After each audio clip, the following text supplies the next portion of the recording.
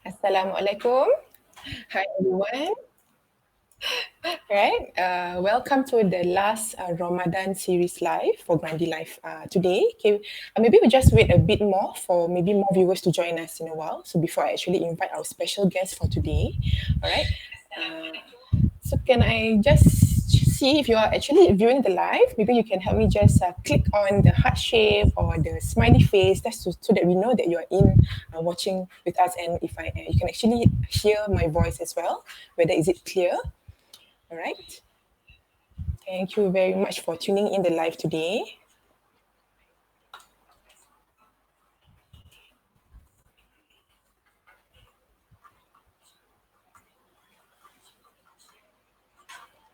Okay, give me a while. Okay. Okay. All right. So before we actually invite our guest, all right, just a bit of updates. So actually, I've already uploaded, posted that we will.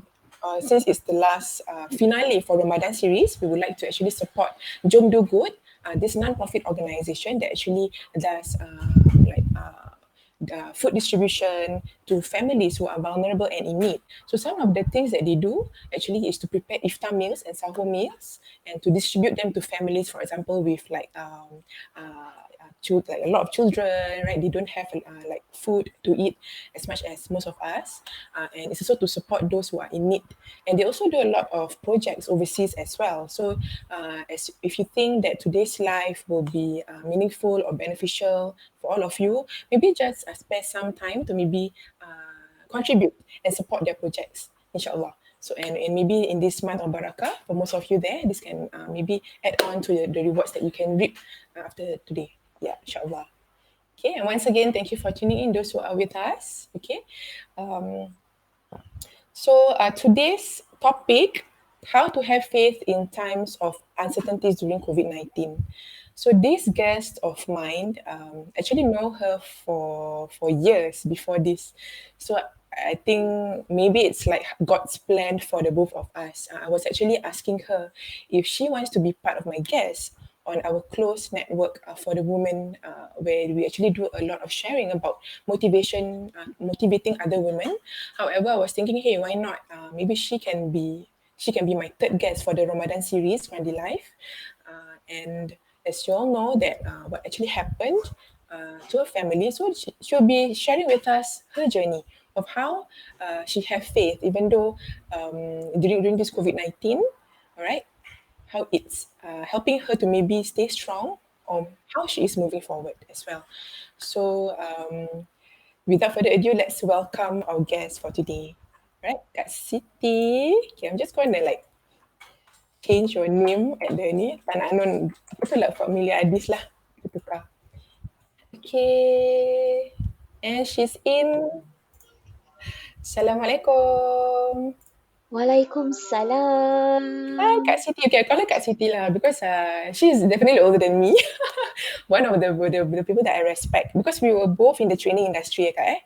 We were Yes, both correct. doing training as well in the outdoor education industry. And then I remembered that was the time where I was doing a program with her. I was being called like last minute to come to Arab Street. And then I saw a lot of Okay. people in green wearing this Man Active Asia. So if you guys actually tune in my live with Khairul last session, where we talk about technology, right? Okay, we are somehow in the same that time, like the same community, and we are still friends until today, Alhamdulillah. Alhamdulillah, that's right, that's right. And my children are very close to her children as well. Like we will have play dates, then we will meet up once in a while just to like just maybe go out together or even spend time at each other's homes. We cook for each other, that kind of thing. So those kind of gatherings where we try our best to stick you in touch, even though we have our own family, all right, just to support each other as we move on with our lives as mothers and as wives as well. So I think it's also another phase of our life as we're getting older, right? So Correct. maybe Kak Siti, maybe you can share with our viewers, okay, a bit about yourself, okay, and a bit about simple pleasures as well lah. Okay. First and foremost, Aifah, thank you again Sama. for having me on your network to like share with everything and to be able to perhaps uplift some spirits during these trying times of obviously during this COVID. Well, Mm-mm. first and foremost about me myself, as you all have heard from my father, actually was a trainer then. And yes, outdoor has always been my life before family become my life. And of course, the priority has changed. And now handling my four kids, my four angels, and of course, prioritizing on my family. And while handling the family, somehow or other I miss the adrenaline rush. So I decided to actually set up a food business, home-based business definitely, with the guidance of my Aro mama, Mm-mm. asking her because she had food stall back then, so she have all the experience, she have all the advice and everything and whatnot. So she's the best person that I can rely on to give me pointers and advice on how to spearhead my business. And of course, I have a mentor that's helping me along the way as well. Mm-mm. So when your kids grow and then you just need that little excitement in your life, Mm-mm. that's when I found that simple pleasure because I love food and I love to cook. So that's how it started. Yeah. Yes, definitely because I've tried her makan. Every time when I go over, ada je makan. Kalau tak boleh balik, nak kena habiskan eh. Boleh. You can Yeah. go home, but you just have to top out the food. So I'm fine with it. Oh, correct, correct, correct. I remember tapawing with you. Yeah, Yes. correct. Yeah, but it's nice lah. It's nice to see that having your own something that you love to do, your passion, kind of food, and you have always been the chef lah. When sometimes we have like other tips line about how to do certain recipes and all that. I'm very grateful because of like I still can remember when we will just go over and have that makan session as we talk at I the try, I table in the try. room. I guess it means Mm, embedded by mama that true. whenever you have guests, whenever you need, it's always barakah to have food, and it's always good to cook for your guests and for people. Mm, So that trait I inherited from her. So and that is what actually started off of me having food mm, business as well. Because when you grow up and then you see your mama having a stall and you help out in the store, and mm, when you grow up, you just feel like what, I can try to be like my mother. I mean, definitely not the same, but mm. somewhat almost there, her level. Yeah, and like the legacy lah, eh? Like we always talk about training kan, how the Yes, student. inshallah. Yeah, inshallah. Okay, so how's your Ramadan so far? I mean, yeah, I think it's challenging. Oh, mashallah, astaghfirullah, subhanallah. Mm-mm. Ramadan has been quiet for this year. I mean, with the passing of my arwah mama, and with everything happening with the circuit breaker, and then back then there was the HPB issue about not being able to sell. Oh. So everything is actually it's a blessing, I guess. I guess it's a blessing in a way because I've always think to be positive in everything. So when all that happens, I think Allah have plans. He always have plans for every one of us. So Ramadan has been good, serene, peaceful, and Alhamdulillah, it's good. It's Hmm. good. Which is true, mashallah, because I still remembered like 3 weeks ago, or was it? Yeah, I was actually inviting you, right, to actually talk to do the like live, but it was for the closed group. However, I didn't expect that if viewers, if you actually remember where we did the live with Ustaz Ruslan, um, they were actually from the pengebumian lah. When arwah Mama Kak Siti was had to be they were managing arwahnya jenazah, then they actually like prepared themselves for the life. So it was really planned in a way that even for her to be in our life today, that it wasn't expected. We didn't even know it was Mother's Day. And Mm-hmm. she was like available on this date since Adi is available because Adi is Kak Siti's husband to be able to care for the four children. I think they're quiet. Adi sleeping. Oh, they are in the room. Occupied, definitely Occupied. occupied. If not, you guys will see them running over here saying hello, hi. So we have to keep them Keep them occupied occupied. to give, so the viewers don't get headache seeing them. Yeah, so even my kids now that like already plan it, okay, tidur. Now is the nap time, that's why they're quiet also. That's why Right? I can do my life at around 3 lah. So that timing always very nicely for Yeah. me. Yes, correct. So it was planned lah. So we didn't even macam expect that. Masya Allah, that today is Mother's Day, and she's available to share. And even I also asked her myself a few times, like, Kak T, are you well enough to share? Would you mind sharing the viewers about what you've went through, and maybe we can also learn something from what has happened lah.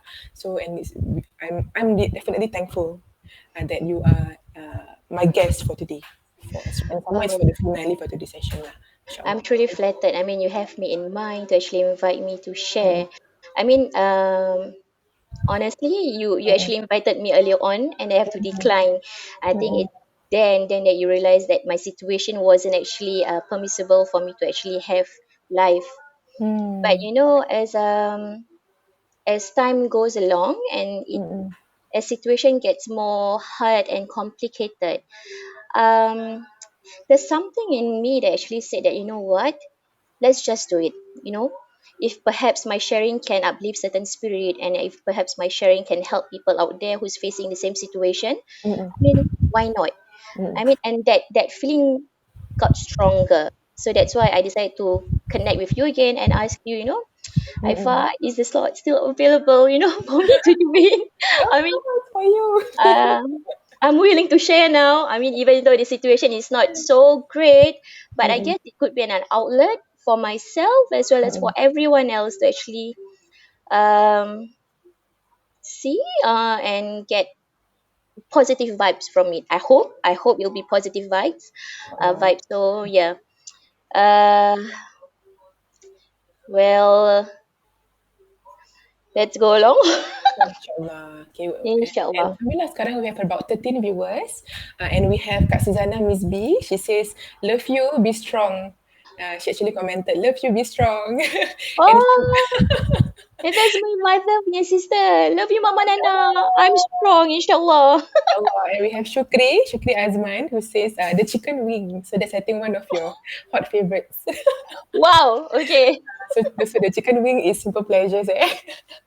Yes. Yes. Yes, Thank you. thank Thank you, thank you. you, thank you for commenting. If you have any questions or comments, you can definitely type at our comment box just to maybe uplift and maybe support Siti as she goes along with this life. I don't think it's easy for her, but, Allah. but for her to be here, I think very thankful, inshallah. Right? Okay. Maybe just moving forward. Mm-hmm. How was arwah mama as a person? Oh, mashallah.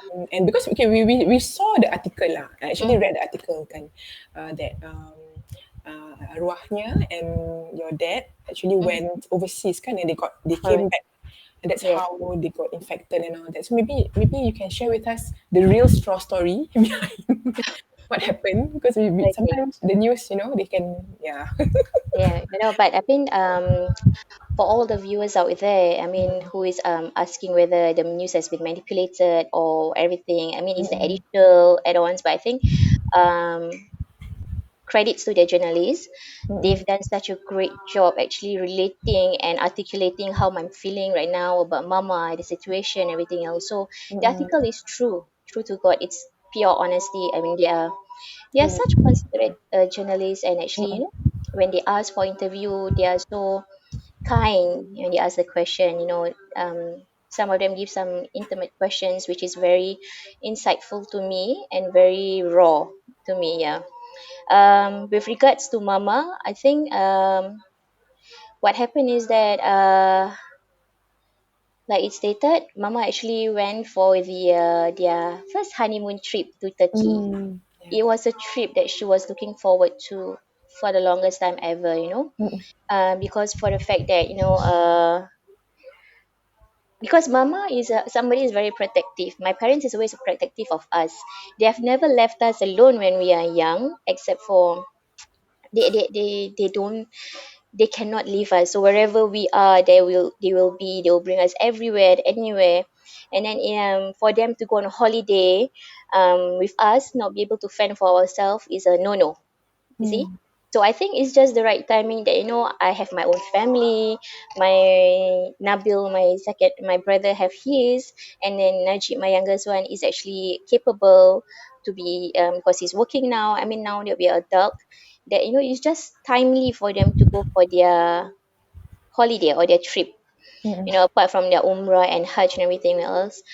So this is something that they're actually looking forward to, especially for mama, because both my dad and her, they actually have a thing for Turkey, especially for those with the Islamic history. Mm. So this is a destination that they look forward to. And with my dad being asthmatic, so he cannot take cold weather. So when they go there, it's really very it's so just nice. It's actually a cool season, and then after that, my dad can. I mean, my dad is there with her, and then she loves snow. So it's just like something that she's been looking forward to. I mean, it's her ideal trip. So we cannot. We tried, or I did try tell her, to talk her out of it. It's COVID. You got to be Mm. careful and everything else. But it's been something that she's been looking forward to. That feeling of wanting to go. I Mm. mean, that's they went for it. Even my dad also can't. Stop her. Sorry, excuse me. My Mm. dad also don't have the heart actually to tell her not to go. I mean, Mm. as much he persuade, but my mama, she's been looking forward to it. So Mm. that's why they go ahead to go to Turkey. Mm.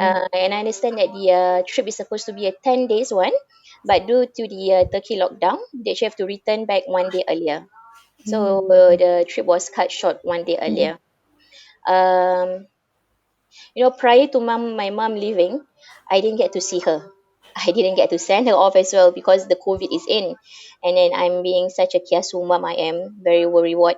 I actually start um, doing our own self quarantine with my kids. So they have Mm. not left the house, my kids especially, ever since the COVID started Mm. until now, except for when to go to school, as well to see to pay their last respect to mama lah, to see her for the last time. Mm. So it's for me personally, it's been 2 months I've not seen her since she before she left for Turkey, and then 1 month in the hospital, and then when I finally get to see her, she's really peacefully sleeping. So Mm. that was something like something that I don't know, maybe Allah plans it in such a way that it's meant to be in such a way. Mm. So that's how it is. So when she got back, I really emphasized to her that mama, once you come home, you gotta be quarantined because you just came back, right? And Mm. that is the norm. And then with everything that is in it, you gotta stay at home notice and everything else. So she's aware of that. And then my brother went to fetch her. Nabil went to fetch her, Mm. and then after that, my youngest one is staying with them. But when they were in Turkey, I actually had a video call with her. So I managed to get one video call in. I mean, we've been WhatsApping away, because she's busy enjoying herself. So that Mm. one last video call that I get to see her, I mean, she was over the moon. She was so happy. She's sharing her photos that she took with Mm. my dad, of how beautiful the photos are. I mean, we always banter back and forth. I'm disturbing her. Wah, macam photo shoot album sih. Macam itu cantik itu. And then she No, was like, yeah. honey. Mm. And then she was like, oh, lawa kan? It's like, yeah. Mm. It's like, and then after that, now I was saying, then how everything? I mean, Mm. it's all okay. Then she's saying, coming back, and that was the last night before they came home. So I was asking her how. I mean, are you guys ready to come home? And she said, yeah. But the thing that is worrying is that Baba is having a fever. Mm. He said that, even at that point of time, her concern is always of our Baba, of my father. So cakap, Mama tengah risau, macam mana Baba okay tak nanti ni, if he's able, I mean, understanding my dad is always kala to cold weather, he's not so his body is not so strong against cold weather because he's asthmatic. So this could be a problem to him. Mm. So when he was like so that was the last time she told me, and then she said, coming home tomorrow, the flight is been early, everything said okay, so hopefully everything is okay.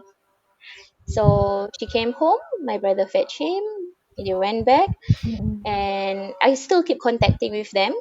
And then I asked my mom about the when he came back, my dad is still having a fever. So that is a concern for me. So I start to worry and I was like, have you seen a doctor? I mean, you want to get checked?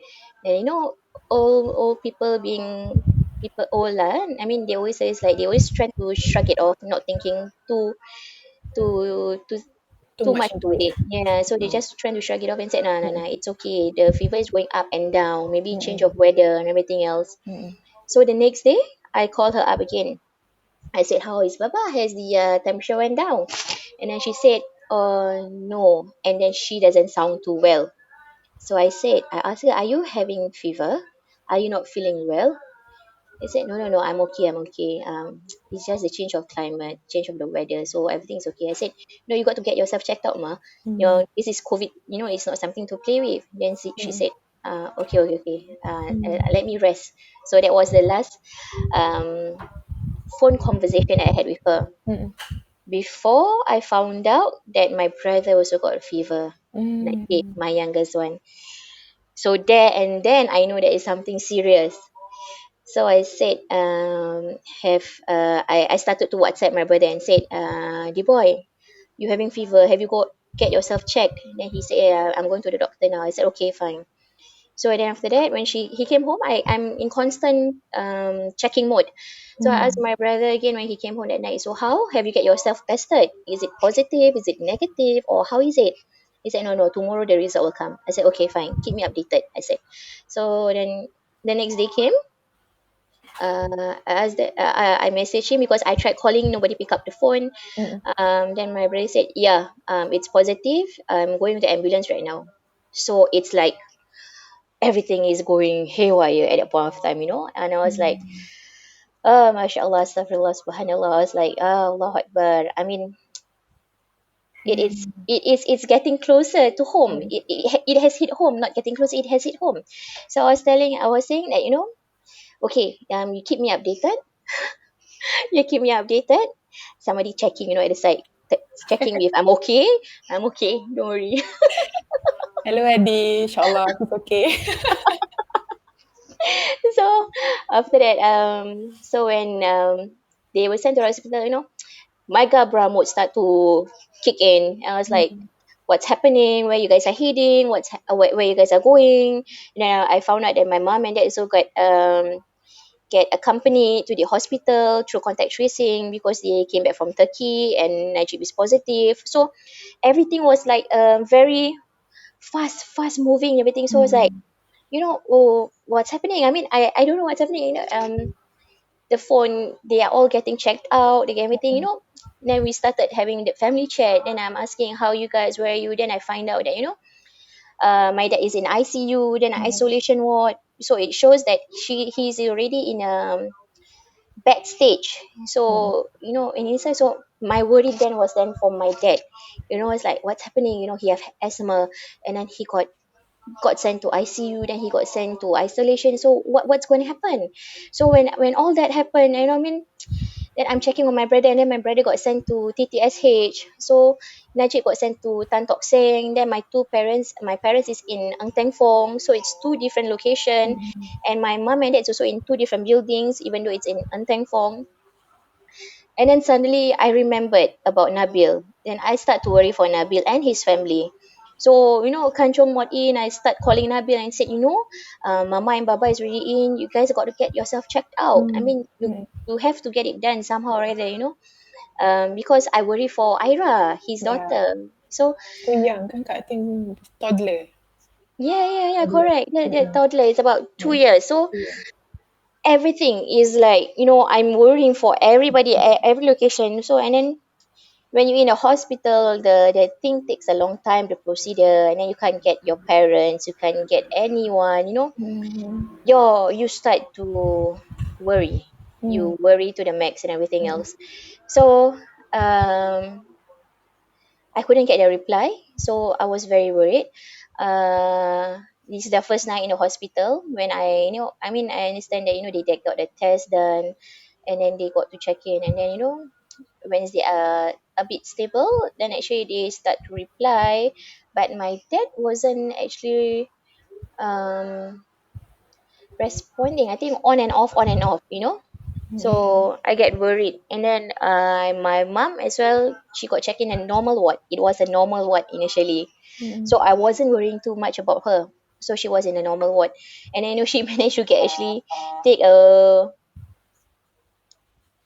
she actually go and take video of the ward she's in. My mom, you know, she take a video to show that, you know, she's fine, the ward is okay and everything else. So there was communication was going on then.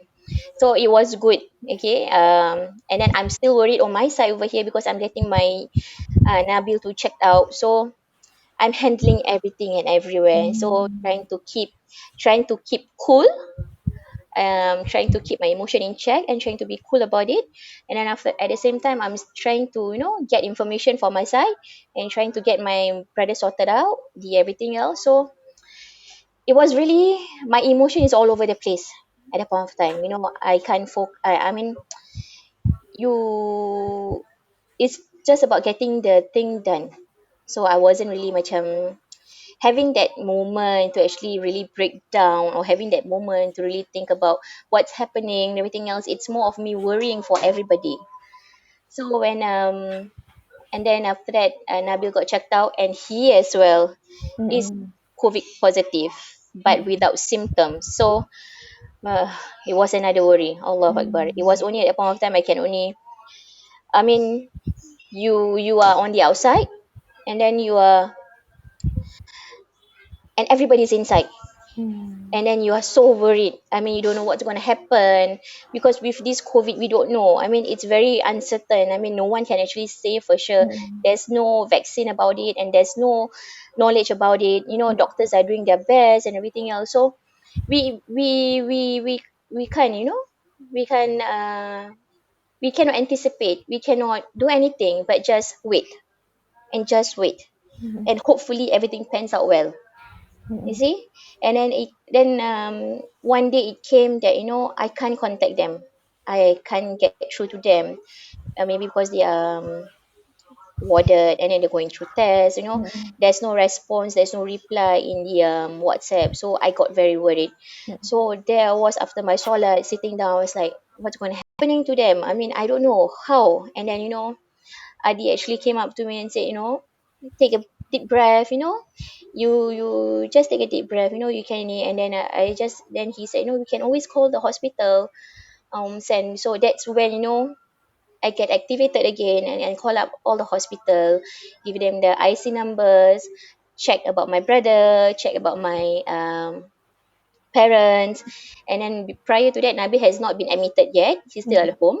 But when all that is happening, I actually informed the doctor that I'm the main spokesperson, the main contact person, so you can just inform me. So for that period of 1 month, I've been getting daily updates of them in the hospital, and how they're doing day by day, you know. Every single day, what I can do is just dua and look forward to the updates from the doctor. That is the only thing I can do at that point of time, and just trying to stay sane, trying to stay sane, um trying to still create a positive environment, because I have 4 kids, you know. I cannot be gabra, I cannot be all over the place. I mean, my kids still need me, my husband also still need me, you know. So I just have to hang in there, and just, you know, you won't know how much strength you have until you are tested.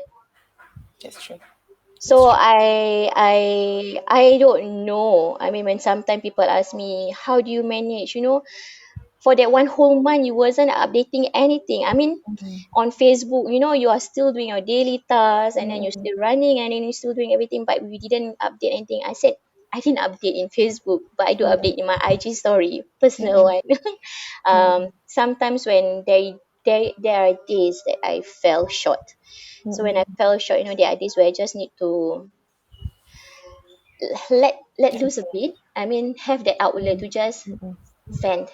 But it wasn't known. It wasn't known. It was keep under wraps between my good friends and family Mm, members. All this is happening, the one important thing that that I have to do is actually to keep it under the wraps, mm, not informing. Try not to inform other family members because it's amana. It's something that mm, mama tell me to do it, and then my dad also, I mean, keep it under wraps between family, just me, and the brothers. No, until it gets bad, then I actually inform Mama Nana, and then we still didn't tell uh my grandma yet, mm, because we don't want her to worry. I mm, mean, my grandma is aging. She is, and she love her children so much. I mean, I don't want we don't want her to worry. Even when we told her that my mom is sick, she actually had a fall in the toilet. mm. So it was a cause of concern. So all this thing is being dealt by me alone. And So I've seen how close your family members are. When I yeah. went for the birthday party, ingat lagi yang Ad punya birthday party. Very close, Masya Allah, semua. Then berbual So lah.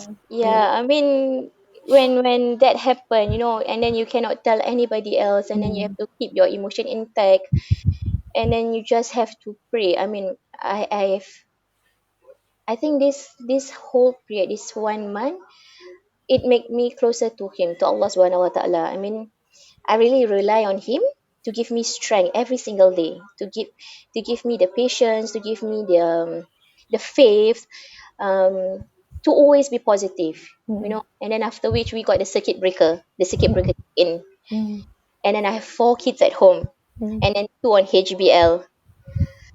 Allah Akbar. And then I'm handling my family is inside the hospital. So it was emotionally, it was draining. It was very draining because I have 2 young ones, which is Yes. 3 years old and a 2 years old, and then I Mm, have a primary three, and then I have a primary one. So and then I have to, I have to stay on top of things, and then the teacher calling and everything, asking, "Have you done this?" Or on top of this circular, the schoolwork, they have their mm, madrasa, and then the madrasa also have their home base mm, learning. You see, everything is going on at the same time. I mean, oh, it's been a ride. I can say it's been a ride, emotional roller coaster ride of handling everything and making sure you're on top of it and still trying to be positive. So that 1 whole month, um it's a test lah, I guess. It's a test of my faith, a test of my endurance, and my mental capability, emotionally, everything. So when all my family is inside, I can only rely on the doctor's update, and and then things start to go downhill. When mama got admitted to ICU, it was another level of emotions. It was another level of emotions. uh I've always said to others, I've always said to others, and I thought I know myself, these 38 years, 37 years, I thought I know myself so well, but in fact I know nothing about myself. But this 1 whole month teach me a lot about myself that I do not know. So this 1 month actually opened up my eyes to a lot of things, a lot of things, and it really teach me a lot. Um, I wouldn't say it's a blessing in disguise, but it's a learning. It's a mm, learning for myself. I think mm, for myself, definitely. mm. Mhm.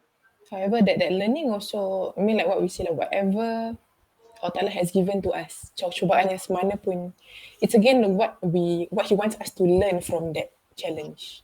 Correct. Yeah, and Correct. until we learn that lesson, it will keep Mhm. happening. Yes. It will keep happening. So I really like what you mentioned, like I feel it as well. Yeah. So I mean, and Mm, then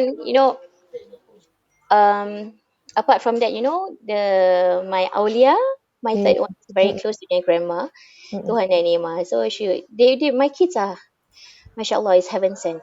They are really heaven sent. They are truly angels.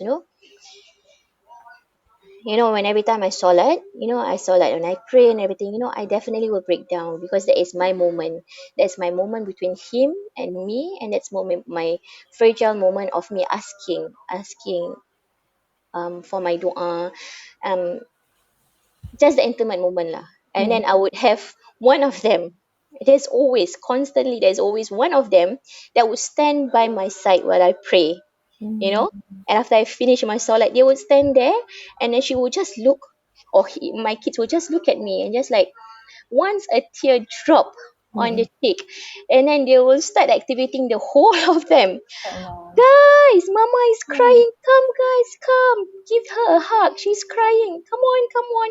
So they are my pillar of strength, and definitely my husband as well. These they are the ones that I lean on to. They are the one in the house that that see what's going on, and then my kids. When they know that I need comfort, they are there to comfort me.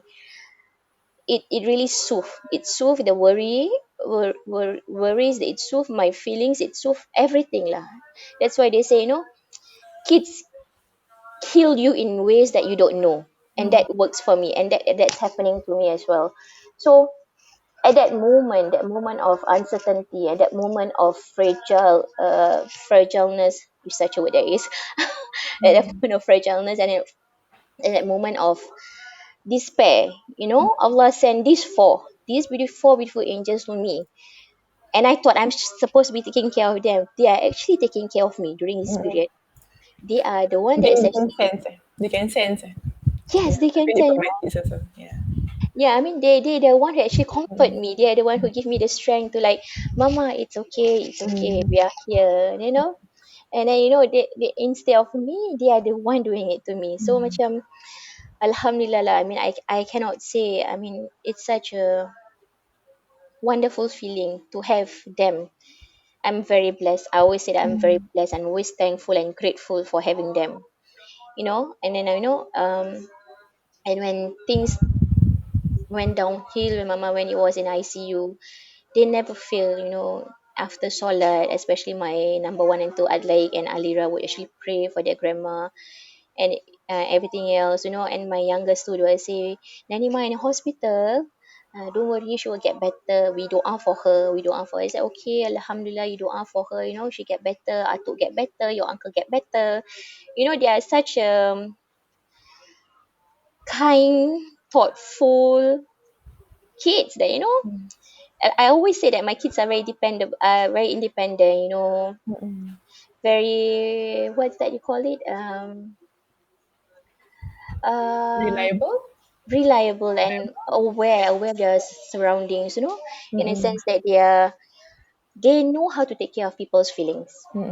They always know how to take care of people's feelings. So that is I'm blessed. I'm very blessed with that. They will not hurt your feelings when you are. They try as much possible to juggle your feelings, take care of your feelings. Yeah. So that's what they are. So when my mom got worse, um she got admitted to ICU. It was a shock. It was a total shock because I'm worried about my dad. Like I said, because he have asthma, so I was more worried about my dad. So back then when my mom got admitted to ICU, I cannot believe it. Yeah, I And cannot she believe had it. no prior chronic diseases before that, kan? No, she got admitted only due to COVID. There's Hmm. no prior illnesses, nothing. She's healthy as a horse. Yeah. So when she got admitted, it was because of the her lungs is not breathing too well, so they have to assist her in the breathing. So that's the reason why she got admitted to the ICU, because they have a machine, so they can assist in the breathing and everything. And one thing about my mom is, when she has always been scared of doctor and hospital. So when that happened, we start to worry. It's not a place that she like, and then she's in there, and she's in a situation where she cannot refuse anything. So we know that she would struggle, we know that she would have problem. So that was another concern of mine when she went in. My heart dropped, I'm telling you. when I got the news that she have to Mm. be admitted, and then my heart dropped further that the lungs is not working. And then day after day, the day after day, the the news get worse. It become more grim after that.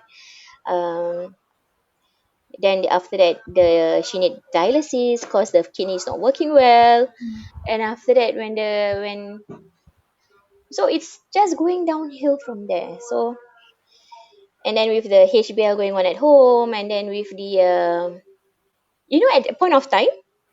at that point of time, when my mom got admitted to ICU, I was doing my paid forward marinated meats. Mm, mm, mm. Yeah, yeah. You know, Mm, because it hits me, it hits home. You see that I'm affected in such a way, mm, but there's others that is affected in terms of living, mm, money, food, and it it's a trigger point that I feel like I should contribute back. I should be able to do something. I mean, it's always been in me to be able to make a how can I help? How can I give back to the community? And I mm, don't know how and I don't know why. I somehow made it happen. And it's not, I managed to do 2 rounds of paid forward mm, through my marinated meats. And mm, marinated meats, it's our new mm, items in Simple Pleasure. mm, And suddenly, macam everything fall in place. Everything fall in place. Then asked about the marinated meats. Then I said, how can we contribute further? How can we go about it? So when with that, I managed to actually do something. People can contribute mm, while having their food. And they can have part of their food when you buy drummets. You can give 1 piece or 2 piece up to you mm, to the one who in need. And mm, we managed to give about 63 or 64 families in mm, that 2 rounds. mm, Mashallah. I mean, it's such an achievement for me and my husband personally. I mean, we didn't know that we could help. We didn't know that we could do it. We didn't know that. I mean, this is an opportunity that it can be done. mm, It mm, can be done. So, and that is why my mom is in ICU. You know, I mean, the good deeds I'm trying to do. I mean, it's all because my mom teach me. Mama teach me well. She's been doing it as well every year on her own. So every year without fail in Ramadan, she actually give five family mm, household needs mm, like rice, noodles, oil, sugar, and whatnot.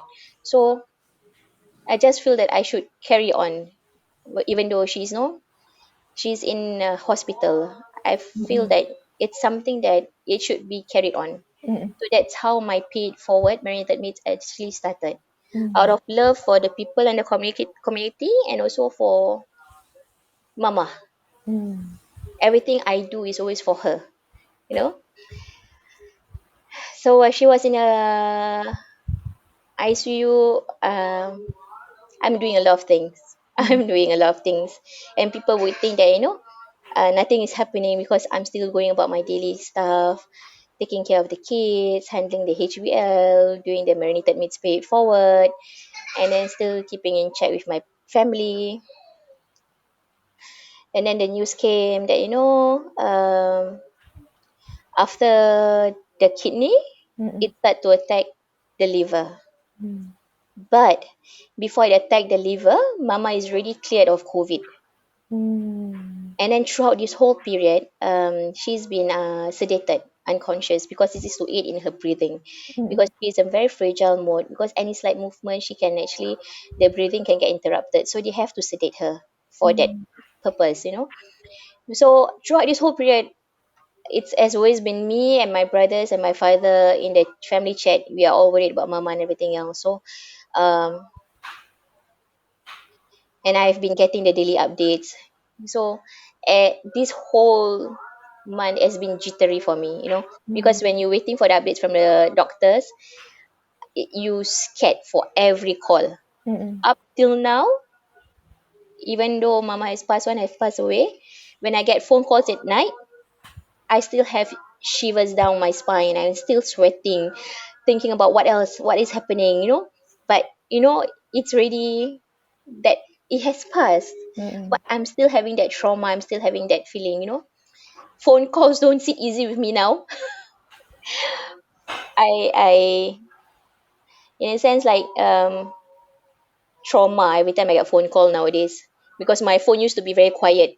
Mm-mm. So every day when the doctor calls, that is the call that I look forward to, but that is also the call that I'm scared of. You see? So and then the doctor called up and said, your mom is COVID clear. So we were so happy. It was like Alhamdulillah. I mean, this is something to look forward to. She can come home. She is fighting it. She has fought the battle and she has won. Mm-mm. But then sadly, the doctor said it's affecting her liver. Mm-mm. So when the doctor said it's affecting her liver, then you was like, I mean, why? I mean, I was asking like, why? I mean, she has won the battle, so why is it affecting her liver? And then he said that it happens that COVID attacked the vital organs. So I said, okay. So now we focus on the liver. Okay, kidney was a shock, but still okay because the doctor can assist with the dialysis. And after that, when it come to the liver, the doctor said to me, this is the exact words the doctor said to me. Noresha, when the when she have lungs have difficulty, we can assist her with breathing machine with all the apparatus. When her kidney has problems, we can assist her with dialysis. But when her liver has problem, we can't do anything, and it's a total shutdown. So at that point of time when I received that news, I was like, how? How am I to deliver such message to my dad, who is still recovering in the hospital? And then I mean, he is really full of hope that my mom is clear of COVID, and I have to deliver this another news. So I broke down first. I broke down first. I said, I told Adi, why, what's happening? Why one after another? That's what I told. Mm-mm. Why one after another? Why? Then again I was thinking. I said, okay, Allah has better plans. We stay positive. Allah has better plans. So I have to relay the message gently to my father that now it's affecting her liver, and then giving them that positivity that it's going to be okay, it's going to be okay. She can fight, she can do this. We have faith that my mom is a fighter. She has Mm-mm. always been a fighter, she will be a fighter, and she will win the battle. So I have faith. I still hold on to the hope. I cling on to the hope and say that she's going to be fine. She is going to be fine. It's just one more hurdle. It's just one more hurdle. So when then after that it came, and then after that good news came. Few days later, the good news came. But somehow or other, deep down in my heart, I'm not settled. It's not settled. I feel something is not right. Macam the calm before the storm. Mm-mm. That kind of feeling. I was like, it's just not right. I mean, but I do not want to show. And I said, Mm-mm. okay, it's gonna be good. The Mm-mm. doctor said, oh, good, your mom is making improvement. I said, well, alhamdulillah. I mean, it's a good news. I mean, now she's not using a lot of oxygen, and her dialysis is okay, her white blood cell is okay, and then the bacteria in the liver is subsiding. So I said, mashallah, alhamdulillah, we are so happy. I shared the good news, and people looking forward. I said, okay, good. We always say mama is such a fighter, my dad is so proud of her and everything else. And that was one day before the final blow. So the next day in the morning is the same good news. Good, Noresha, your mom is doing well. So she's doing well. So don't worry. I said, okay, okay. I'm looking forward to it. And then after Maghrib, 7 plus, I think about 8, the phone rang. That's when my heart sank. Because when you don't have news in the evening, it's good news to me.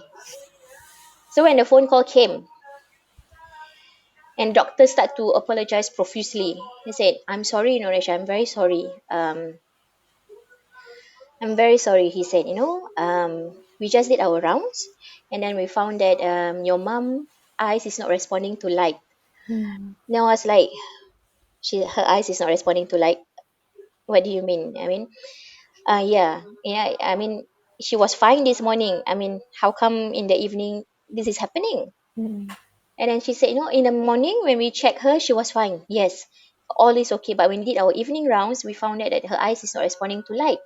So I was like, so what is the news, doctor? I mean, what's happening? And she said, and we had an emergency CT scan. We have to rush her for a CT scan, and we found that there's a brain, the swelling in the brain. So that hope crash. It came crashing down.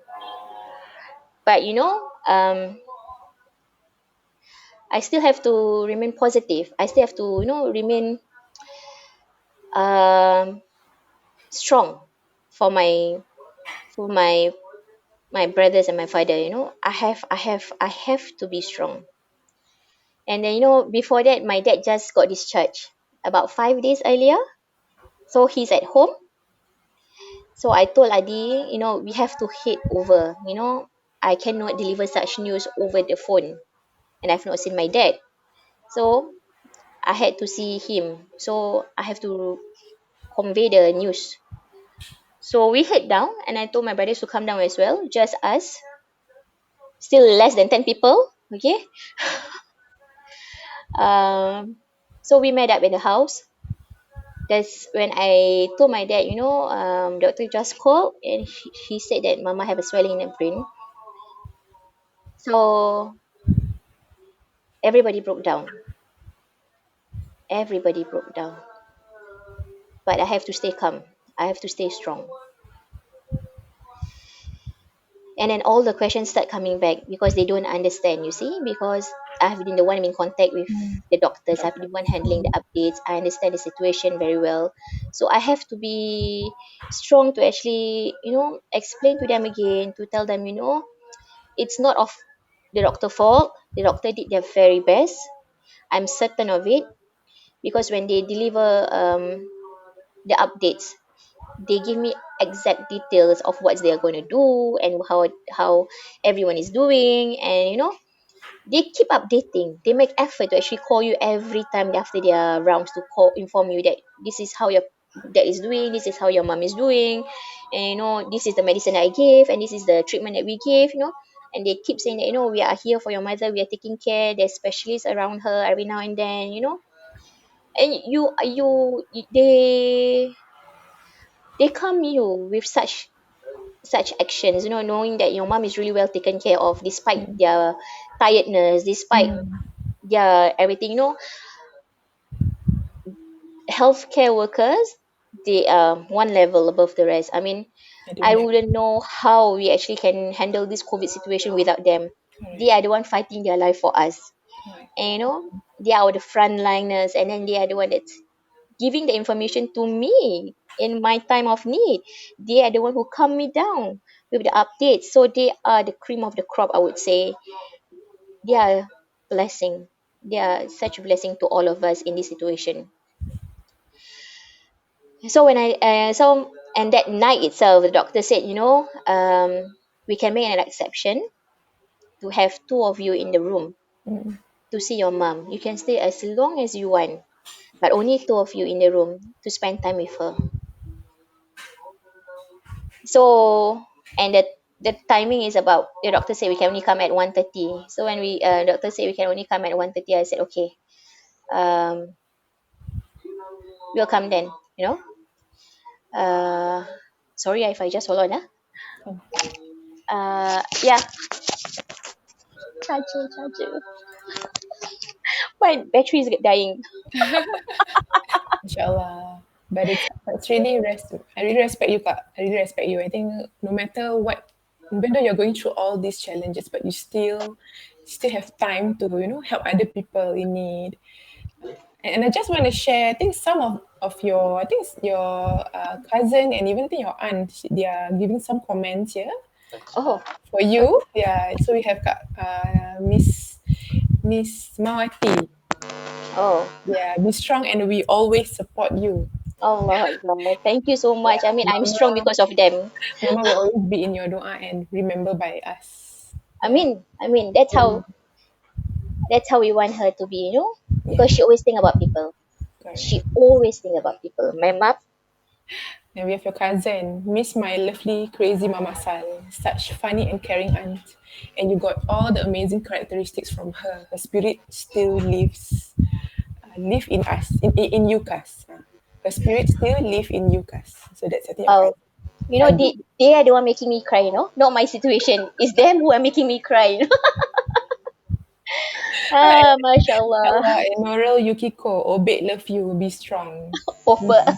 Thank you. Oba. We love you also. I mean, mashallah. You know, Mm-mm. this is my family. My compoy Mm-mm. maybe, they are always there just as much as my mom is always we are always there for each other. So I'm blessed. I'm truly blessed. We are all blessed to have each other. You see? Mm. We are blessed to have each other. Sure. So on that night, resume. It's already charging. Okay.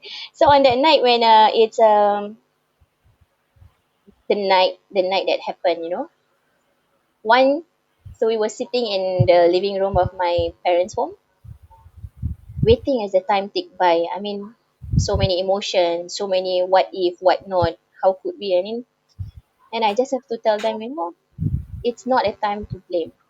It's not a time to ask what if or what not. I mean, we just have to remember that Mama fought, and then she fought the battle. She's COVID free. Um, for her to be scared of doctors, but yet emerge victorious to be able to fight the illness, Mm-mm. it's something. It is Mm. something. It's a battle hard fought, I think so. Mm-mm. Yeah, so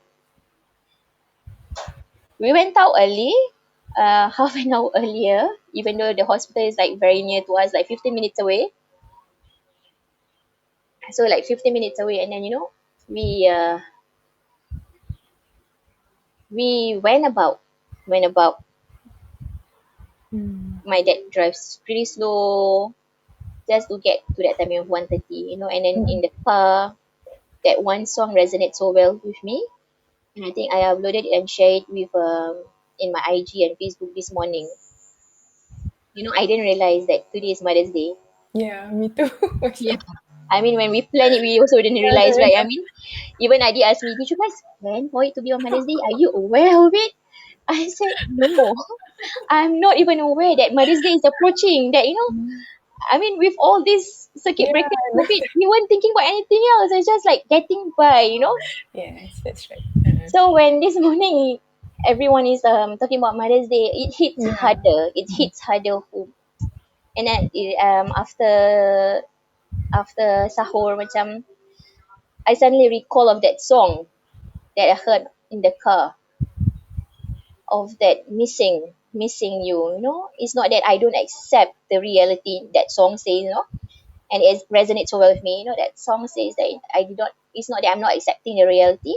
It's just that I wish I can see you one more time, Mm. just one more time, lah. Just one more time. I said, and missing her so badly, lah. Right.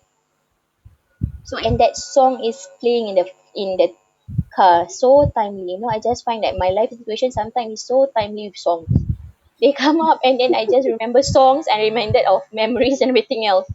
So and then when that song came on, I just in the car I was like battling myself, battling my feelings, keeping my emotions in check throughout that journey, telling myself to be strong, to not break down when I see Mama later on, to not break down for my brother, because I know my brothers are very close to my mom, so I have to be strong for them.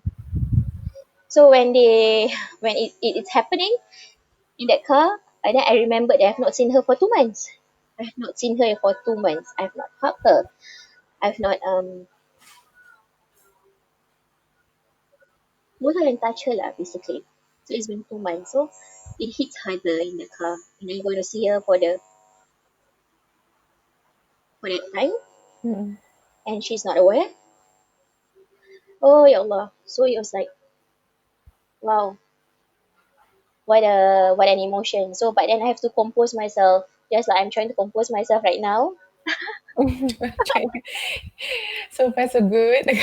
Yeah, yes. Keeping in check. Apa pun ni. So when we came, Mm-mm. I'm so grateful that my brothers are gracious enough to let me see her. I mean, Mm-mm. they know that I've not seen her after when she depart for Turkey, when she come back from Turkey, and I'm finally managed to see her now Mm-mm. in that situation, in that condition. You know, it's hard. It's very hard. Your heart, it's heart wrenching to see your mom in such condition, and you cannot talk, you cannot do anything. Mm-mm. But I have to remain composed because I don't want my dad to feel bad as well. I mean, I don't want my dad to, feel worse. I always tell Adi, my loss, when I lose my mother, I'm feeling the loss only as a daughter. Mm-mm. I only know her for 37 years. Okay? But my dad know her longer. And it's much more harder for my aunt and my grandma. They've known her like forever. Mm-mm. Their loss is far much more greater than mine. I'm only a bit. So I have to stay strong for them. I cannot macam break down because they are feeling far much more worse than I am. Especially for my grandma. Before my mom passed away, her son just passed away. My Uba Amit just passed away. So she's losing two child in a span of what, 2 weeks or 1 week, I guess. Mm. MashaAllah, she's such a strong lady. My grandma, she is so strong. She's um she's a warrior. I say, her. I think I don't know. I mean, I don't know how if I can ever be as strong as her to lose two child and then you still can maintain, still compose. She didn't break down that much. She's still holding it in. I don't know how she actually gonna. I don't know when she actually break down. I mean, I think only my mama Nana would know because she stays with her. I mean, she's so strong. That's what I can say about my grandmother. Mm-mm. So when I went inside the room with my father and I see her lying down, my mom is lying down peacefully, and of course with all those wires, this all everything else, no. And then she had a trichotomy, something like that. It's Mm-mm. an operation where they have to put the breathing tube to the Mm-mm. neck instead Mm. because it's uncomfortable to the mouth and they're scared of further infection. So they have to actually do that to the neck instead. So with all those tubes, I mean, when I see her, I see her sleeping. I'm saying that I see her sleeping and I'm still holding on to that faith and belief and hope that she's gonna wake up. She is gonna be wake up. That's how stubborn I am. That's how stubborn I am that to think that she's gonna pull through. Because she's my mama. I know she's gonna be so strong. So when I came in with my dad, I'm just like, Assalamualaikum, Ma. I'm here. It's been some time. I've not seen you. Maybe you want to wake up. I'm here for you. Bye bye, Ma. When Titi is here. That's what I said to her. Mm. As I stroke her face, as I touch her hair, telling her that, we are here. We are waiting for you. So just wake up. Just wake up. But obviously she didn't stir lah. She didn't stir. I mean, before we went in, the doctor actually had talked to us, actually informed us, that your mom has a swelling in the brain. So when she has a swelling in the brain, what would happen is that it's usually would be leading to total organ failure because the brain The brain feels is everything. Yeah. correct. So the blood is not moving. Correct. It doesn't reaches the brain. So when we had that conversation with the doctor before we see her, my dad was asking all the question that he need to ask because he needs to be clear. I mean, I let him ask all the question, let him feel happy knowing the answers, understand the situation. And then after which my dad asked, so what are the chances? Tell us straight. What are the chances? And doctor said the chances are very slim. The chances are very slim. And I remember telling the doctor, I said, the doctor, so it will take a miracle for her to wake up? Yeah, it will take a miracle. So I'm still hoping and praying for that miracle. I said, okay. And my next question would be that I asked him, just to confirm. My mom is COVID clear. She's negative. I said, yes, she is clear of COVID. And we can bring her home. They said, yes. And she can have proper burial. Yes. This is the one question that I told myself I must ask.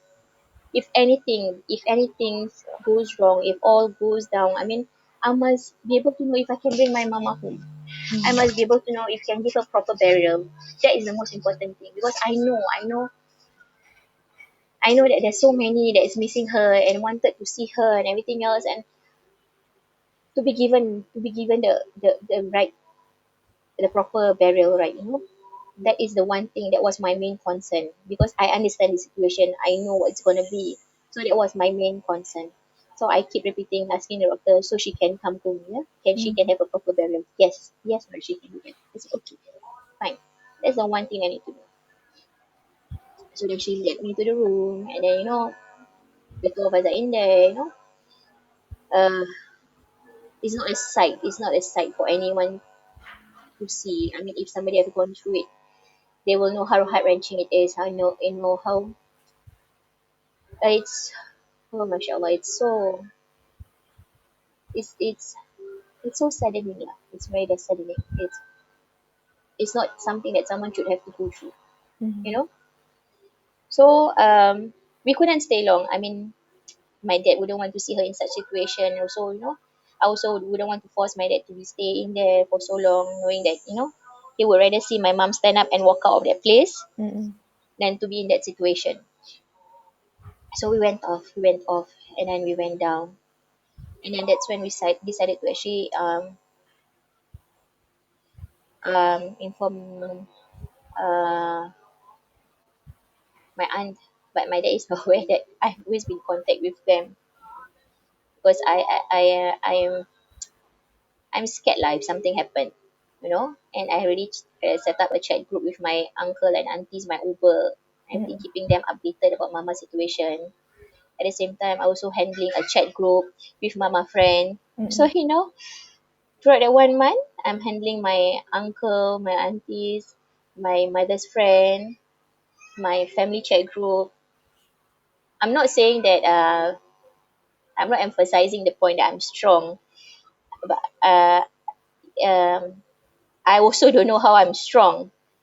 But I was handling all that: my kids, my business, my my my family, my family as well, and then after that, the chat groups, and then the doctor updates, and then prior to that, I mean, before I get that disturbing news, that saddening news that my mom is in critical condition, I was opening order. Imagine that. So silly kan, macam I was opening order to cook for that Saturday. So when I get that news, I had to sit down with ID and I have to ask him, how should we proceed with the orders on Saturday or not? And then my gut feel said that no, I cannot. I cannot hold. I cannot make that. I cannot deliver that. So I have to cancel all the orders. I have to refund. I have to make refunds to all my friends in Facebook. And if they are watching this, I'm very sorry. I'm sorry I have to cancel your orders. I don't mean to disappoint anyone, but it was a tough decision for me as a business owner. But it's also a situation for me as a daughter, to be there for my family. Yeah, so I hope you guys understand. I'm sure my friends are all understanding. Yeah. So I have to cancel the orders, I have to refund, and I have the friends are so overwhelming. They are so good, they understand, MashaAllah, they are so so kind. Such kind souls I have. I'm surrounded with kind souls. Alhamdulillah. So on that night we went home. Everyone is in a daze. It's in a daze in the car. What's happening? What's going to happen? And I try to make light of the situation, still joking with my brothers, But only God knows. Only God knows the storm it's inside my heart.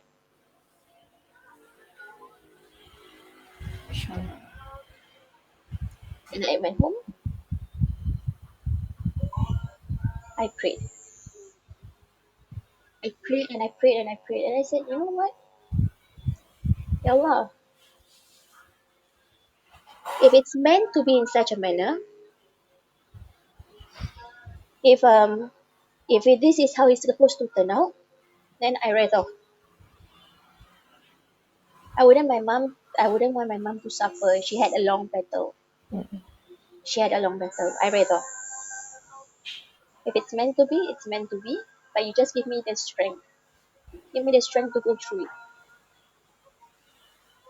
And you know, when after I saw that everything, um, you would cannot see it like definitely can.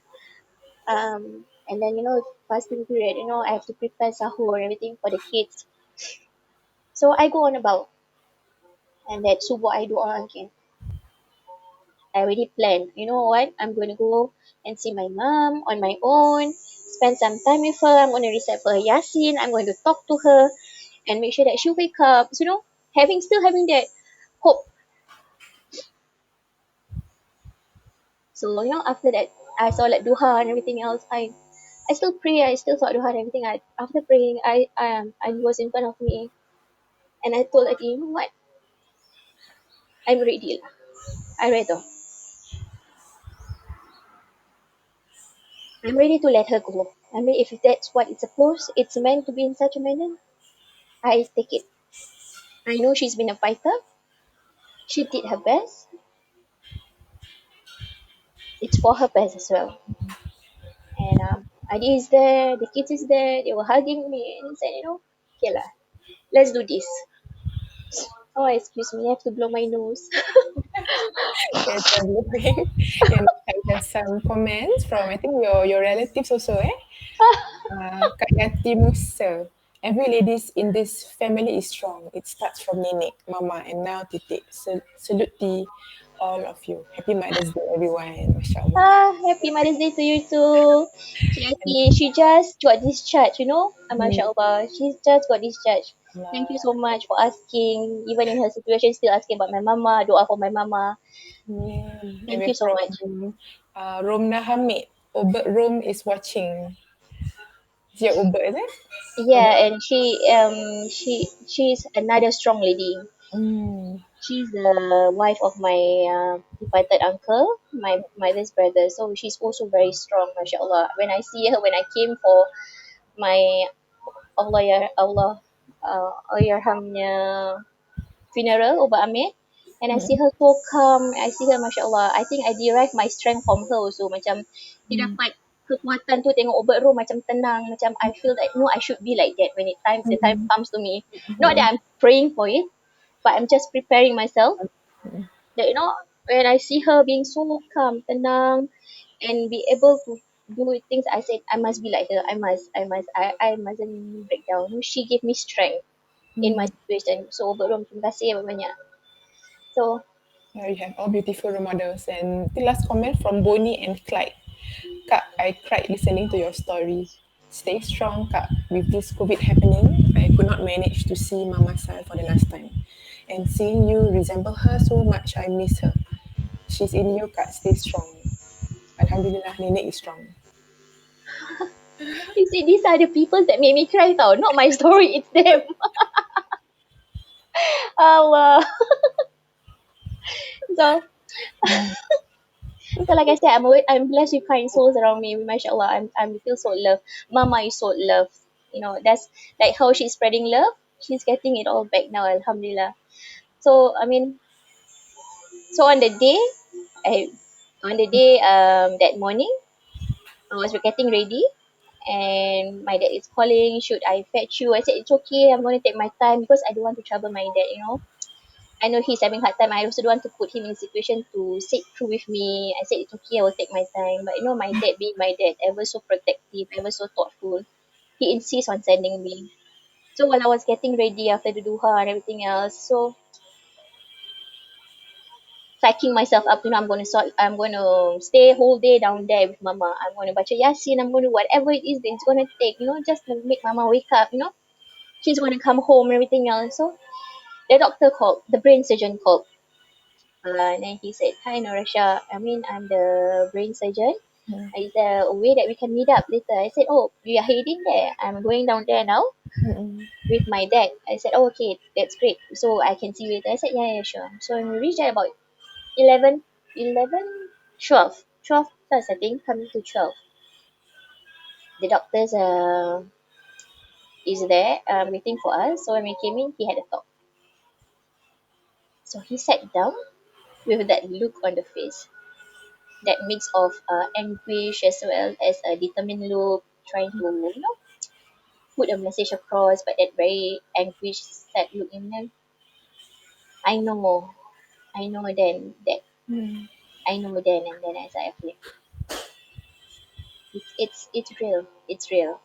With my bag dengan my bag of telekung inside, Yasin, and dengan the sejadah inside my bag. I'm so ready. I'm gonna baca Yasin. I'm going to baca Yasin. I have hope that it's gonna be okay. It's gonna be okay. I said, Mama's gonna come home. So when I sat down with all that bag and everything else, and then with doctor telling me that your mom is brain dead. You know what happens when it's brain dead? I know that Sunny is it. Mm. But my dad is still looking at him. Said, said, it means that her body is not functioning. She's Mm. supporting by the life support machine. And once we switch off the life machine, her heart will go.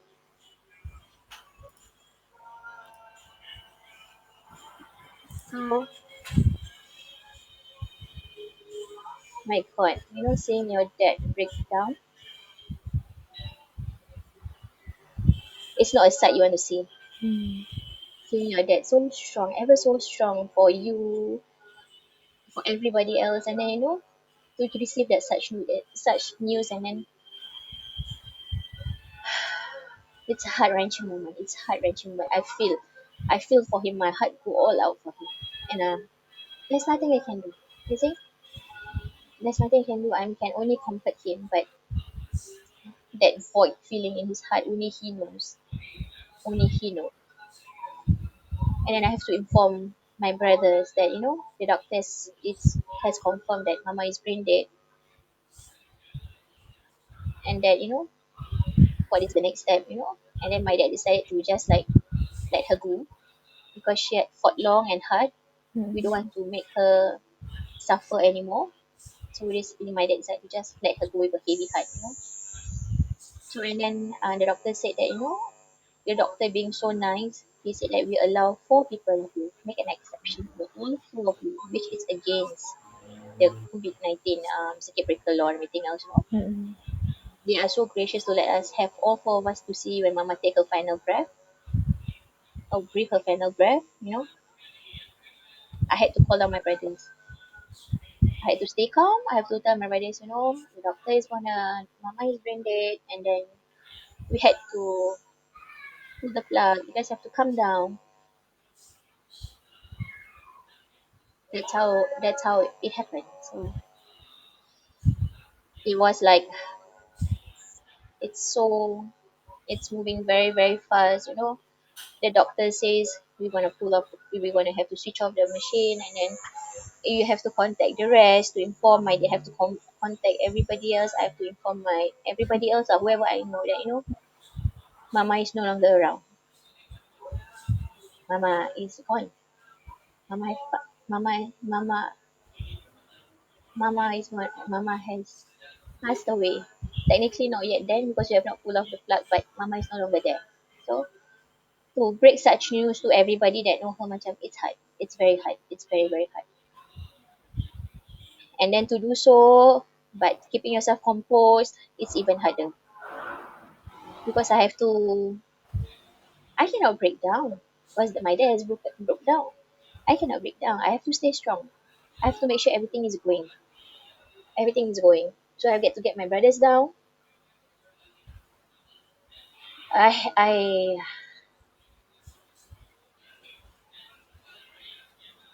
And you're the eldest, kind of. You're the eldest in your family. Yeah, I'm the eldest in the family. I have not grieved properly ever. I have to say this. I have not grieved properly. It's such a flurry of events. Everything is going so fast. From that day, my mom passed away to pulling the plug to me handling the burial, the cremation processes, getting everything done. Uh, which is done by pengurusan jenazah Sinaran Baru, yes, PJSB. pengurusan jenazah Fifi. Senaran Baru Actually, is what one. Everything, I start every remember. Yeah, everything. I only remember is one. I called him up and told him that I Facebook call or something like that. Everything, a message or something like that. I don't know. It was a flurry of events. So it was a flurry of event. I was getting everything ready. Getting my brothers, getting the thing. Then my dad was calling everybody up. He was in the room. I have to inform Adi that mama have passed away.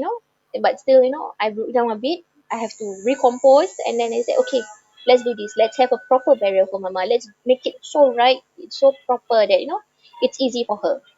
So there's so many things going on at that point of time that day. It's like a whirlwind. It's like everything, running up and down, getting the documentation, the cause of death, then the death cert, and then getting the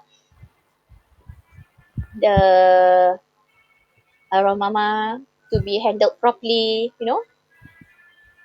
But when I'm doing this, in my post that I shared, I'm being helped. Pasal bila time I was doing it, in the room, well, my dad have, I told my dad to leave earlier because after everything, I'm just waiting for the certificate of death and everything else. It's just to accompany Mama back to our house. So I tell my dad, you can go ahead first because she's driving. So I went in. I'm the only girl. So went in. Quite unsure what's happening, but trying to be sure. So, and then one uncle came up to me and said to me, ni anaknya Siti, ingat tak? Ni Cik. I'm Cik Saleh. He said that. So I was like, I'm sorry, Cik. I couldn't recognize you. Tak teringat. Minta maaf lah. I'm so sorry that I cannot recognize you. So tak apa, tak apa. It's okay. This is your mother. Is my fufu or something like that along the line. I know family or relative something like that. And then your Uba Ali call me to tell me to take care of your mother. So I'm here to help you. I'm so touched. I'm so touched. I'm so touched that when my mom is always there for everyone, now people is there for her. So it's a beautiful moment to know that she's taken care of, well taken care of in a hospital throughout the journey and until the end. You see? So when I accompany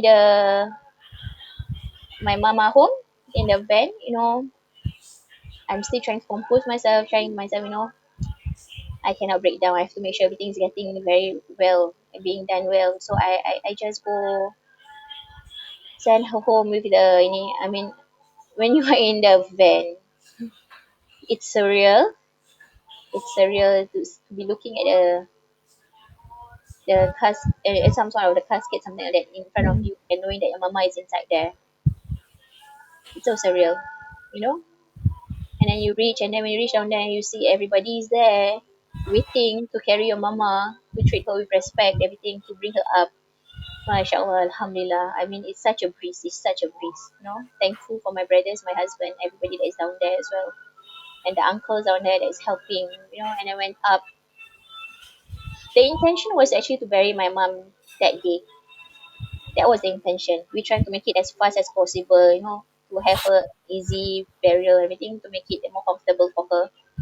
But we planned, but Allah has better plans. Allah planned for us. We can't do it. So when we can, people get to see her. You see, more people can come and see her and pay their last respect to her. So it's such a calm night. It's such a calm night with her at home. So serene. It's beautiful. I don't know how to say that atmosphere, but it's beautiful for her. That have that calm feeling, even though it's a funeral, but it's still so calming. I mean, like how my mother don't like to trouble people, how my mother always make it easy. I think Allah is making it easy for her as well. I believe in that. And then And for her to pass on during Ramadan and on a Friday, on inshallah. a Thursday, it's actually she passed on a Thursday, and she got buried on a Friday in Ramadan. And in COVID,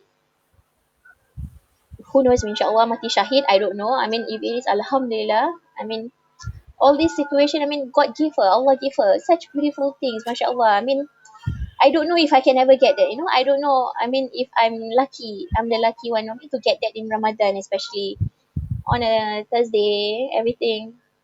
So, and then that night, I see how much in love my parents are. My dad sleeping beside her.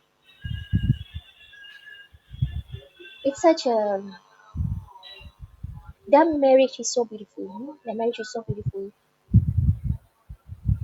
And then my dad is so loving her with all his heart.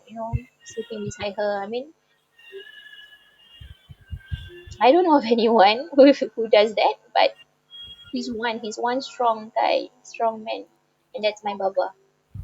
His love for my mama and mashallah, it's beyond everything else. So in the morning, um, we have to bathe her, kan, to make her proper bathe her. What happened is that Aifa is that when we went home, right? I had to leave home because my kids are at home. I had to leave for home because my kids are at home all on their own that whole day. So when I came home with my grams and my mama Nana, because they need a place to sleep, everything else, we came home. I heard Aulia wailing, crying in her sleep, terribly. She have never done that. So when we were shocked, we were rushing into the room. I came to the room. I said, "Oh, yeah, are you okay? What's wrong?" My mama Nana start to carry her and everything else. What's wrong? And then she before my mama Nana can carry her, she was holding out her bracelet, her gold bracelet that was bought by mama. Our mama bought for her a bracelet, a gold bracelet, and it broke. And she was crying so terribly. She said, "Mama, my bracelet broke. My blue bracelet broke. Nenima bought for me. It broke."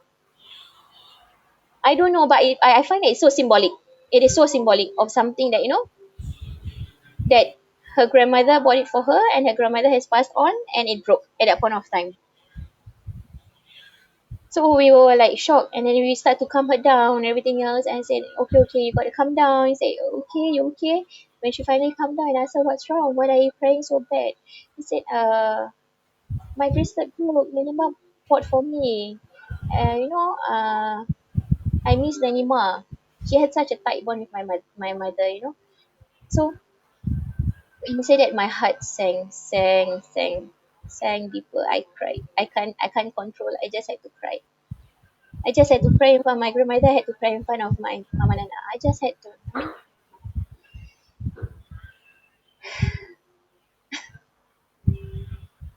this girl is she grandmother, and then she knows. It's a sign that I don't know how, but that she understand. And then when we talked to her, I said, "What happened?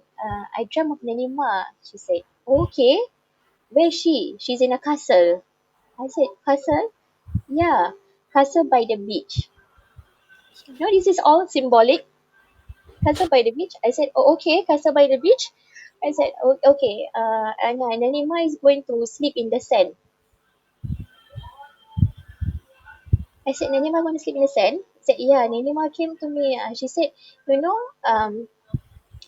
tomorrow is the last time going to see Nanima.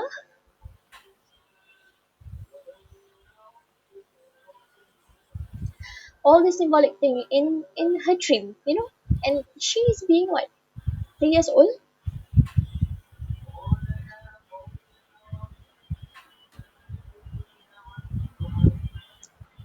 So I was like, oh my god, I had to break down. I was like, oh, okay. So but I have to compose myself again. I said, "So you saw Nanima?" Yeah, she said,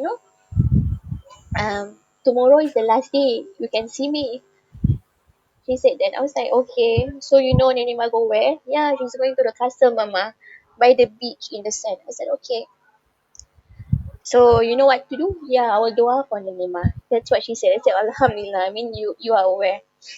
So after that, sorry, yeah, he's yeah. So after which, um,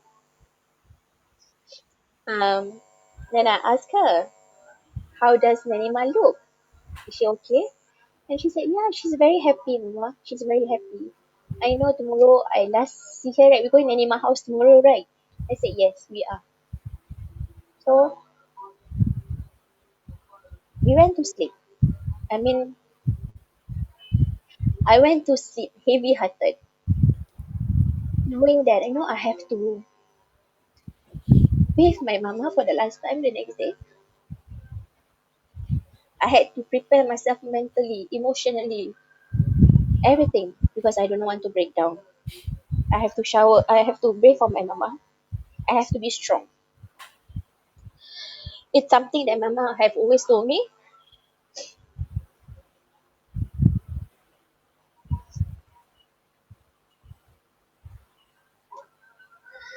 You must always know how to mandi jenazah. You must only know always know the etiquette. I've done it once. I've bathed for Adi's mom once, so I understand what's supposed to be done. But to bathe your own mother, it's another ball game. So and mama always remind me that you have to be strong when you mandi jenazah. You cannot shed a tear. You cannot be everything. So I said, oh, I have to prepare myself mentally for that. Oh, excuse me, low nose. So the next day came. I came. Prepared mentally, emotionally. I told myself that. So when I went over, I came over. The first thing I did is to see my mama, bacakan Yasin, and kiss her a lot, kiss her a lot, hug her a lot. Because I know when the time comes, when after I bathe her, I cannot bring myself to do it. So the baca Yasin, I think after I've read for her Yasin and everything else, I hug her the tightest hug I can ever give. Kiss her the most kisses I can ever give.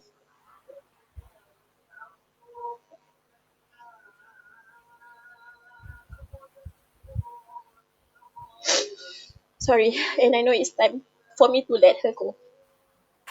Yeah, so it's time for me to let her go. That is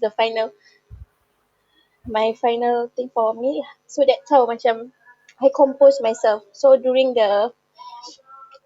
when the bathing for the doing for her last rite, bathing her everything else, I was composed. Alhamdulillah, composed throughout.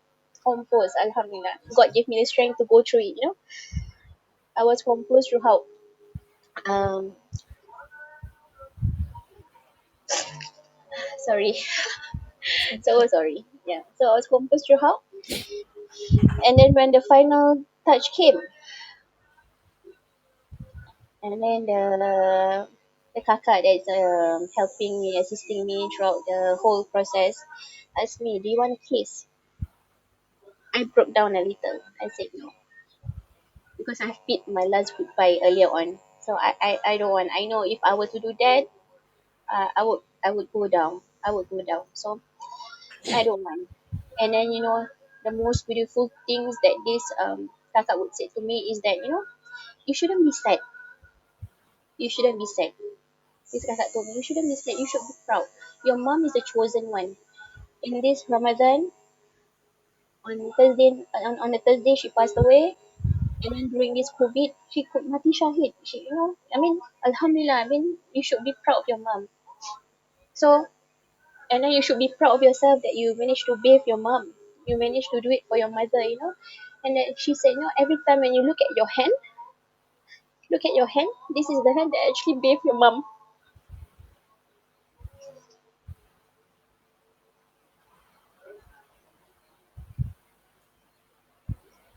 That's what she said. And that gave me the strength to like, okay, I have something to remember by that. This is the hand that actually bathed my mom. So sorry. Oh, mashallah. Kakak okay to continue? Yeah, I'm okay. I'm fine. Maybe let So, Kak Siti calm down a bit. Okay, we have a few comments. I just share a bit. oh wow, okay. The comments gonna make me worse. Keempat, Palat Toro.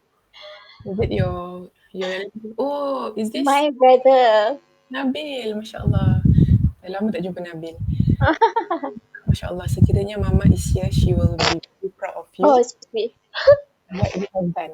I am really proud to have a sister like you, not just like elder sister, but now as my mother. InsyaAllah segala amalan dan ilmu mama ditinggalkan. Kita sekeluarga akan meneruskan kehidupan dan ikut apa arwah mama selalu ajar kita. From the bottom of my heart, I love you and my whole family. Mama sentiasa di hati, di fikiran dan di dalam doa. Amin. Nabil. Amin, amin, amin. That's what we need to do, right? That's what we need to do. InsyaAllah. And Kak Yati Musa, amin. Arwah mama, you disayangi ramai. Amin. Amin. Yes, she is indeed. Alhamdulillah. Terima kasih, InsyaAllah. Cik. Terima kasih. And Kak Zana sama-sama.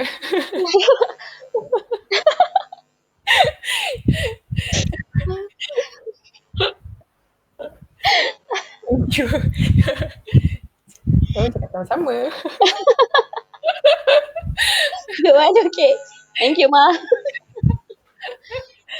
So, So, InsyaAllah kita, so, ini kita pun dah masuk asar eh. uh-huh. Ya, jadi, So yeah, that was the sharing lah. I mean, Alhamdulillah, everything went smooth from then on. mm-mm, And then after which it was a beautiful Friday. mm-mm. The rain stopped, the weather is cooling, and Mama was put to rest, disemadikan, and Alhamdulillah, everything went well. I mean, I don't know. I mean, I don't know if my sharing can actually help anyone who's going through it, but It will, Kak, it will. Even I myself, I learned a lot from you through this sharing. oh, Mm. Alhamdulillah, hope it does. I mean, that's the kind of intention. No, when I said to, we planned it, right? We planned it. I mean, I didn't plan it for it to be that my mom passed Mm. away or to leave us. I Mm-mm. planning it because I can able to share. And Mm. then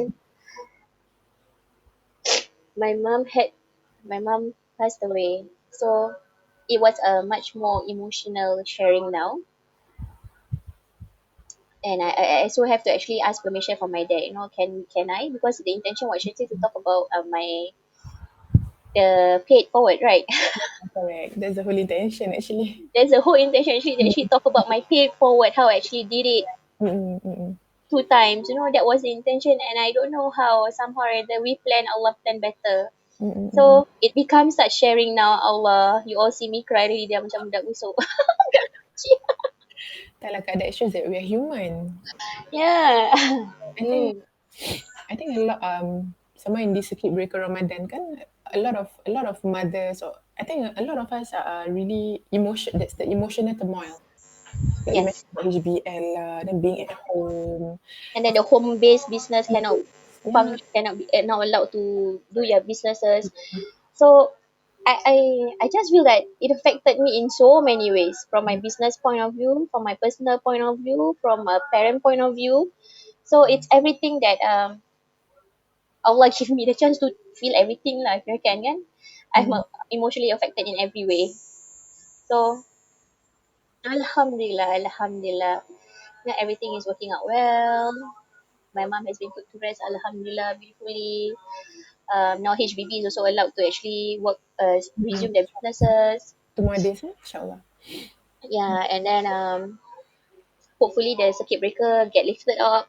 Mm, We can only pray. We can only pray. We can only be patient. mm, It's really, I do share with a few of my friends that this Ramadan, this time, it's really for us to reevaluate, rekindle all the ties, and to be thankful. mm, Be totally thankful and grateful for what we have been given. mm, I mean, yes, we're being given a circuit breaker, but we are given the chance actually to reconnect with our loved ones. We're given a chance to actually replan our timing. We are given a chance to actually reassess our life, whether we have made the right decision along the way, mm, and then whether we have set our priorities right. This is the chance for us to see for ourselves how far have we come and how far have we developed as a human to our the loved one, to the public, or to everybody. Because this circuit breaker, this COVID, they actually bring all of us down. All everyone is affected, be it rich, be it poor, be everybody. We are affected. We all of us are treated equal now. You know. So this is the time for not for us to lament and complain everything that if things is not going well, everything. Like, it's for us to bask in it and just thank, be thankful for whatever is happening because the earth is getting better.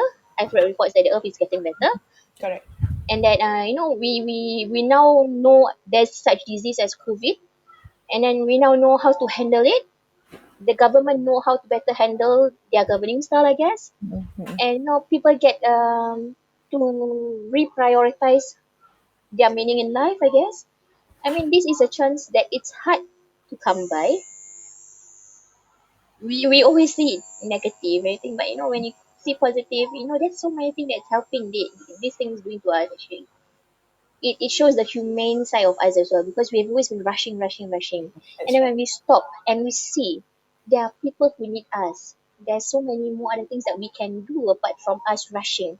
It's time for us to take a break and breathe and just be thankful and grateful. You know?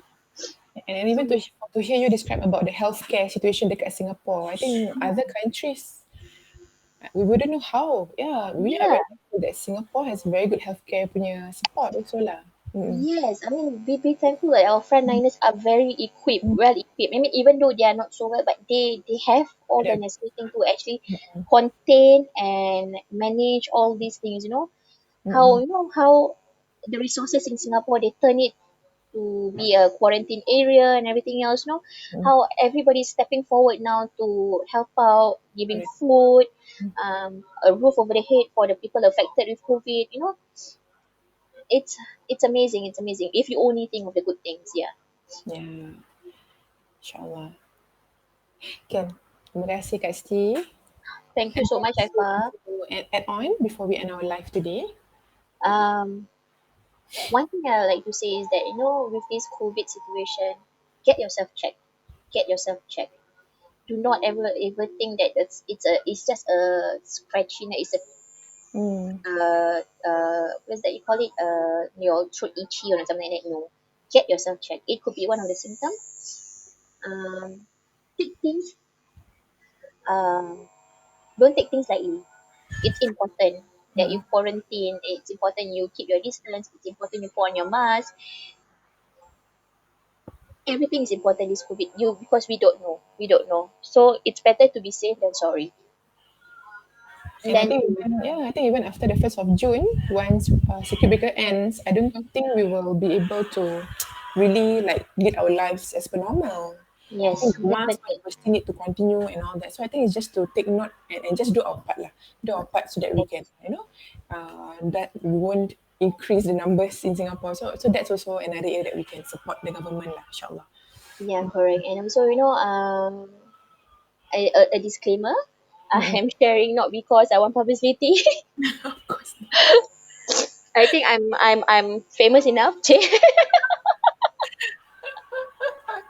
That in, is in in the outdoor industry. That's it. I mean, not in everything else. mm. I So all it's more of sharing, our outdoor friends sharing. watching Yeah. joining us also. So it's more of sharing of how important it is that Mm. you get yourself checked out. That COVID is not something to play with, and that um you have to be patient. You have to be really be patient in this situation. You cannot just jump the gun and everything else and blame everybody and everything else. Everybody is trying their best. Yes. Everyone is doing Very their best. The frontliners, the healthcare workers, the cleaners, uh, the people at home, everybody, all of us is battling battles that we don't know, we can't see. And then Mm-mm. everybody deserves that little empathy, little discretion without judging. You see, because at this point of time, I just find that people is so easy to whip out their cameras and just complain and shoot and everything else. Everything go viral. Yeah, and make viral.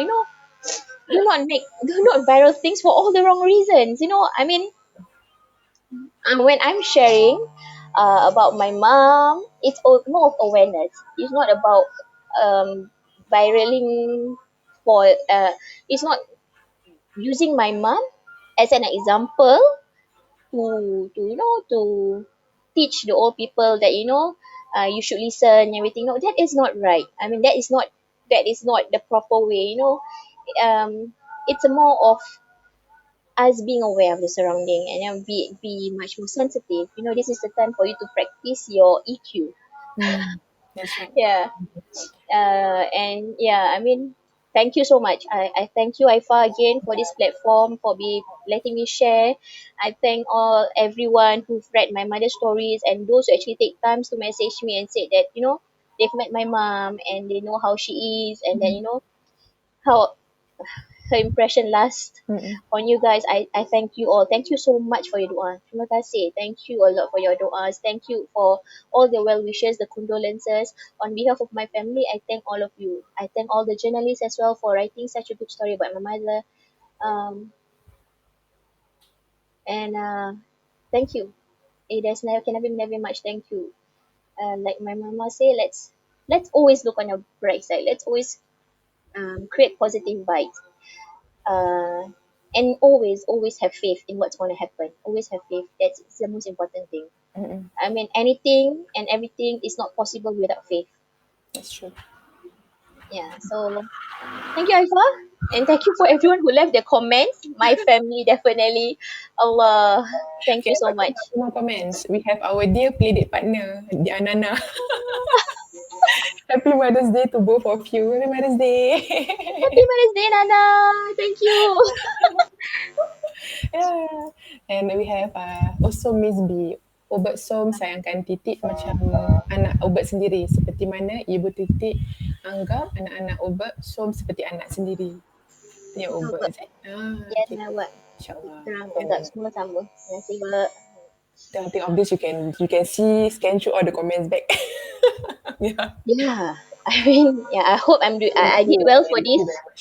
Yes, yes. I hope I did well for this, Aifa. I hope we meet the objective of the Hai, kau dah trainer jugalah. do we meet the objective? Should we do a debrief after this? Oh, yes, baby. Alamak, another 1 hour. Dah nak buat 1 hour ni. ah, Yes. nak masak ni. Anak lapar ni. Puasa.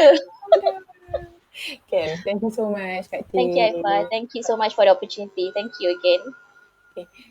So bye-bye to the viewers that I will put you out first, eh? Okay. Okay, Alhamdulillah. Alright, so that's the finale for our Ramadan series Brandy Live. Okay, again, I would like to thank Kak Siti Nuraisha for being my guest for today.